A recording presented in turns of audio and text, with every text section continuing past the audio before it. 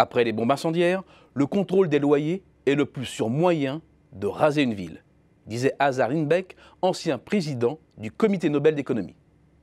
L'encadrement des loyers est un sujet clivant.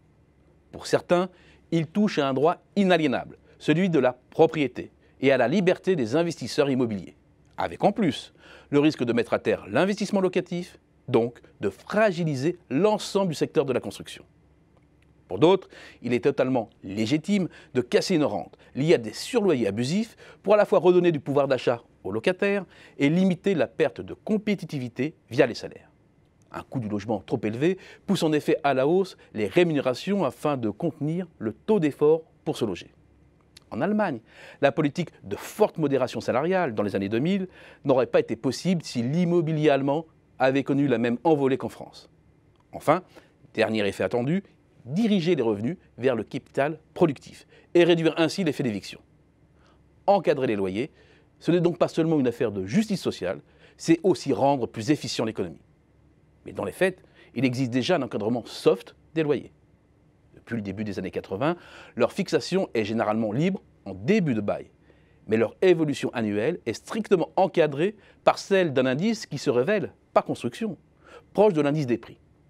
Sur les 15 dernières années, l'inflation a progressé de 1,3% en moyenne par an. L'indice de référence des loyers de 1,2%. A priori, il n'y avait donc pas urgence à légiférer.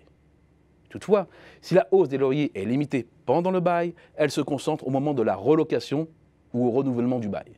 C'est un élément à prendre en compte dans l'équation. Ainsi mesurée, la hausse des loyers a été de 53% depuis 1998, celle de revenus des ménages de 38%, pour une inflation générale de 29%. Sous cet angle, il apparaît clairement une déformation des prix relatifs et une excroissance du côté des loyers, conduisant notamment à une hausse du taux d'effort pour se loger.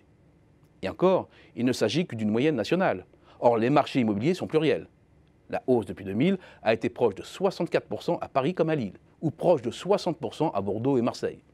Cette vision sur longue période écrase toutefois les dernières évolutions, car force est de constater que les hausses appartiennent au passé. Entre 1998 et 2008, les loyers se sont élevés de 3,5% par an. Depuis, leur progression est limitée à 0,8% l'an.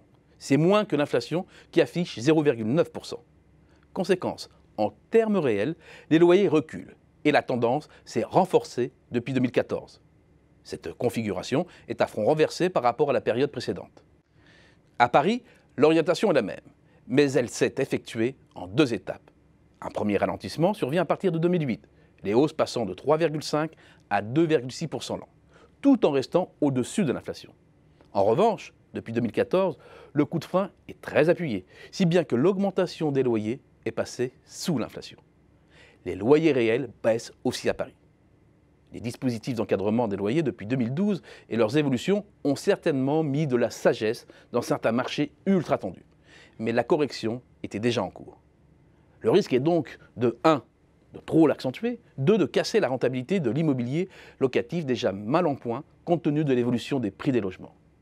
Or, le secteur locatif privé est un rouage essentiel du logement. Les ménages les plus riches, les compagnies d'assurance, les banques, les fonds d'investissement se sont déjà retirés. Le risque, c'est que les investisseurs restants, le plus souvent de petits propriétaires bailleurs, se détournent eux aussi de la pierre et aggravent la crise du logement. La vraie solution, c'est de construire et rénover massivement des logements pour les mettre sur le marché, pas d'encadrer les loyers.